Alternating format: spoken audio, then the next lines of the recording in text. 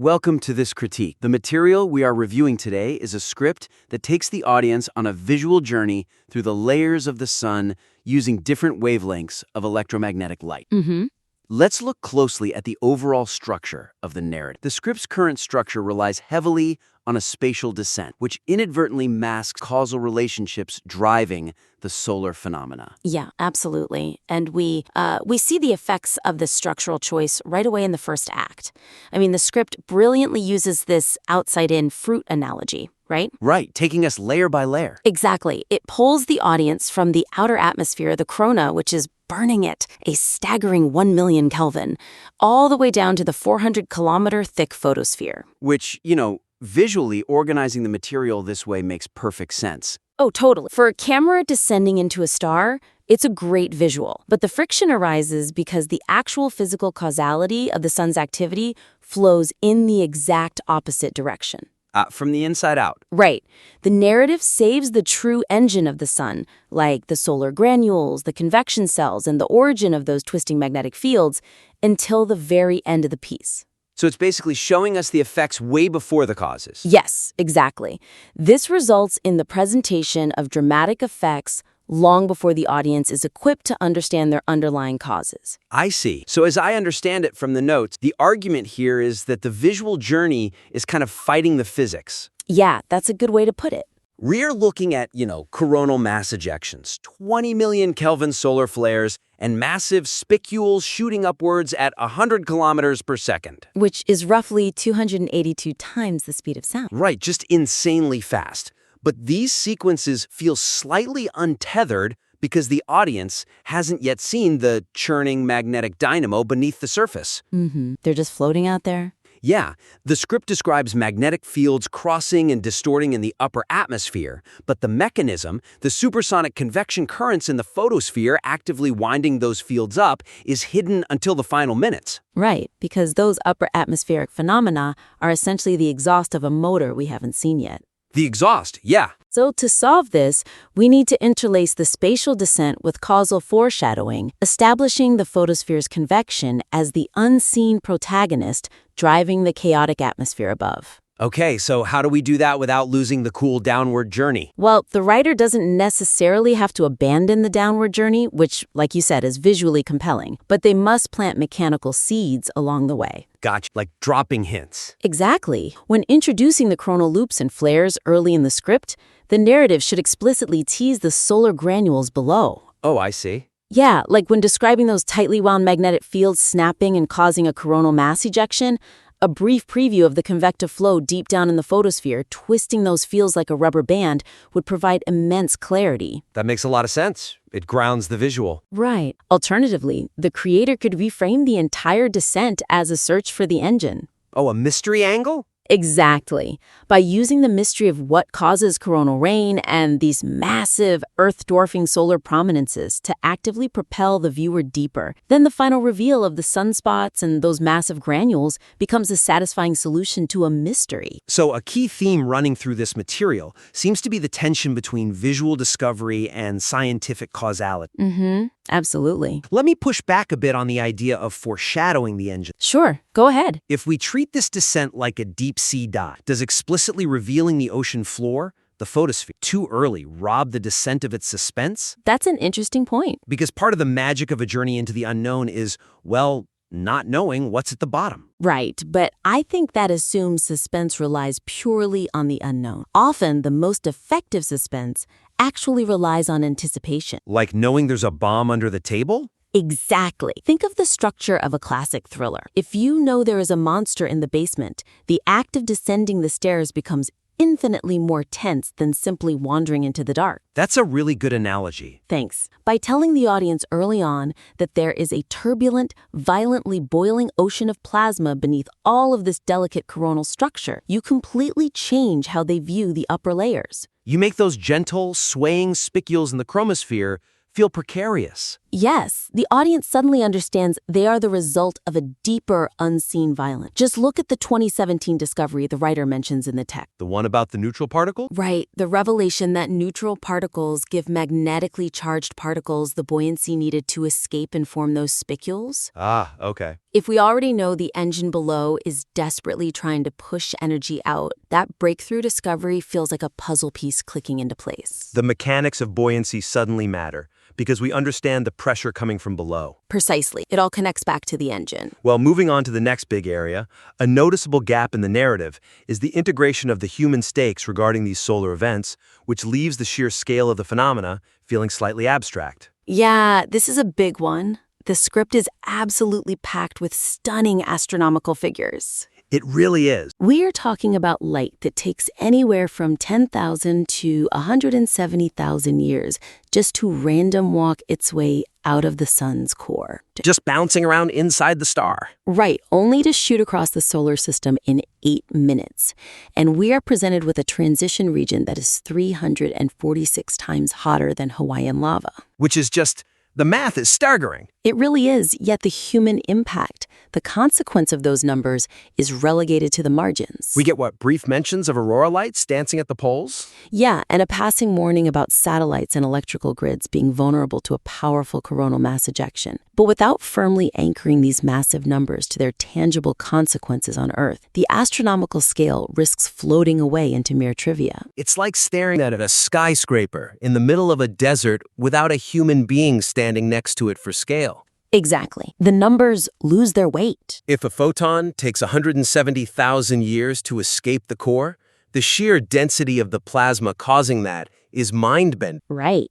But if that photon, or a wave of charged particles, finally breaks free and heads toward us, the audience needs to know what happens when it hits our atmosphere. So true. We need to thread the Earth impact theme consistently throughout the various atmospheric layers to anchor the cosmic scale to human reality. Kind of answering the so what fact. Exactly. This effectively elevates the underlying significance of the entire piece. These aren't just distant, pretty lights operating in a vacuum. They're physical events happening in our cosmic backyard. The section discussing the Solar Dynamics Observatory, the SDO.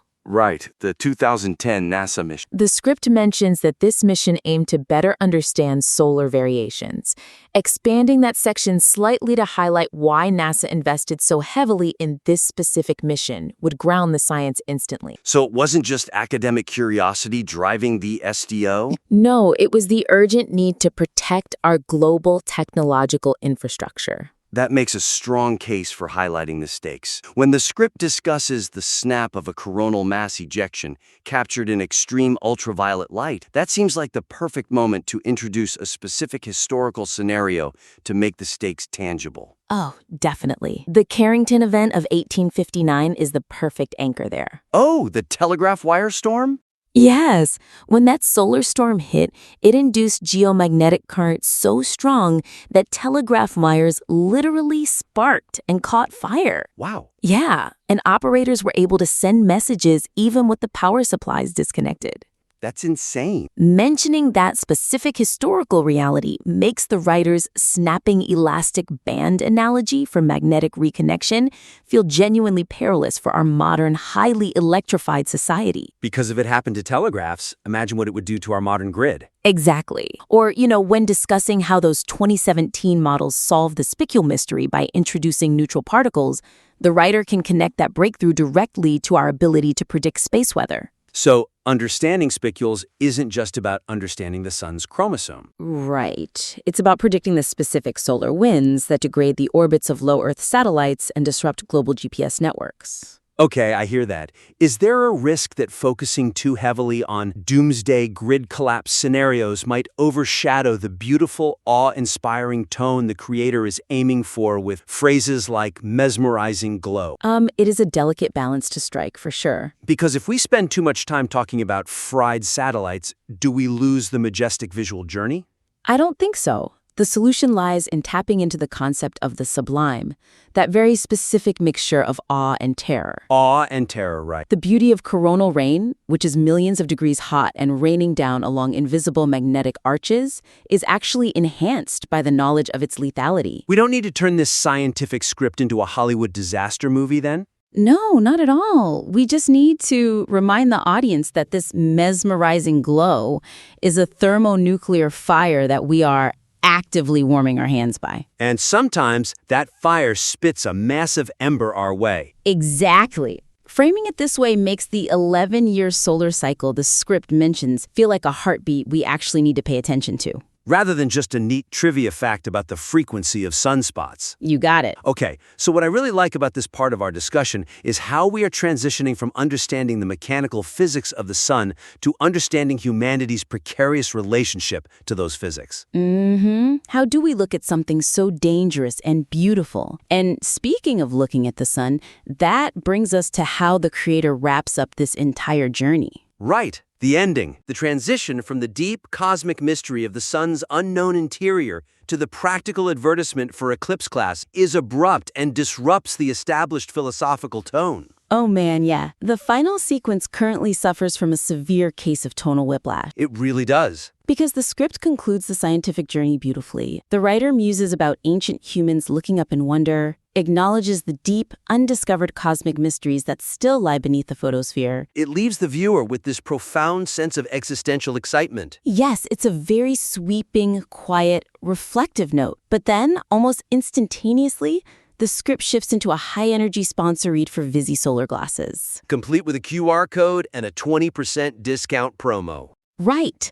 The viewer is floating in the ethereal, 600,000 Kelvin quiet of the outer corona, contemplating the origins of the solar system, and then suddenly, they are standing in a digital checkout line. It completely undermines the emotional resonance of the preceding 15 minutes of careful world building. Exactly. It just pulls you right out of the experience. I can see what you're going for. Let's see how we can strengthen this ending without telling the creator to drop their sponsor. Oh, for sure.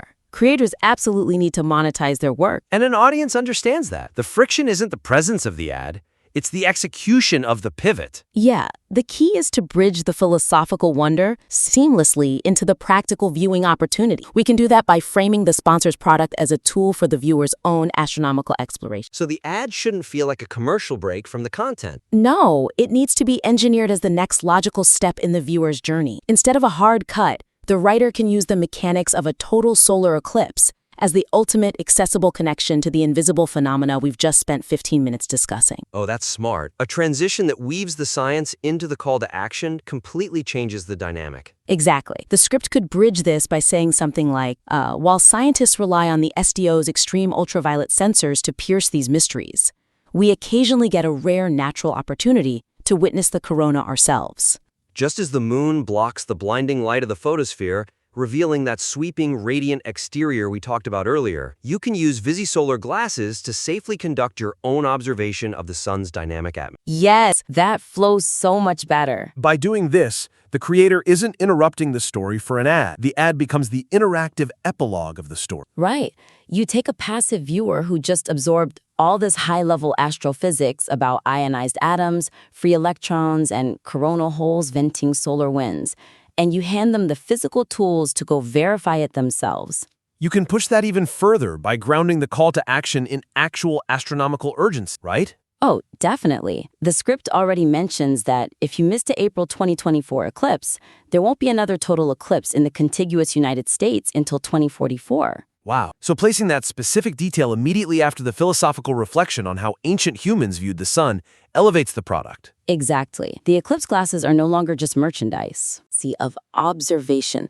You know, bridging the gap between the sweetest solar telescope looking at 400 nanometer light in an observatory and the viewer looking through ISO-compliant lenses in their own backyard. It really respects the audience's intelligence. It does. This is a viewership that just followed a highly detailed explanation of thermal temperature spikes in a 100-kilometer transition region. They appreciate structural cohesion.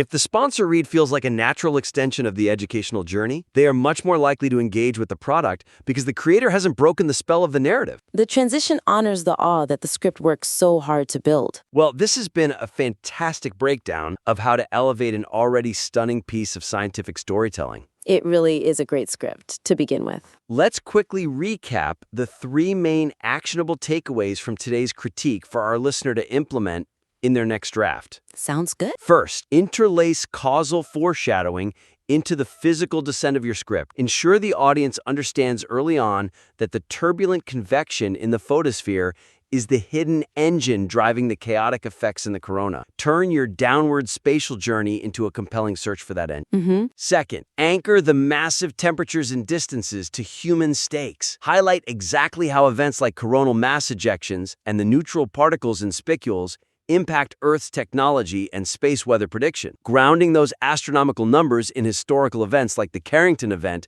brings the abstract scale down to human reality. Crucial point there. And third, smooth the transition into your sponsor read. Position the eclipse glasses not as a retail product, but as a scientific tool for the audience's own personal space mission. Bridge the philosophical wonder of the conclusion directly into the ad, maintaining the awe-inspiring tone of your piece to the very last second. Beautifully summarized. We invite you to take these high-level structural edits, apply them to your script, and submit the revised material back to the critique for another round of feedback. Yeah, we would love to see how this evolves. Because ultimately, when you're taking your audience on a deep dive into the most hostile and powerful environment in our solar system, you don't just want to show them the blinding light. Right. You want them to feel the immense churning pressure of the engine that makes that light possible.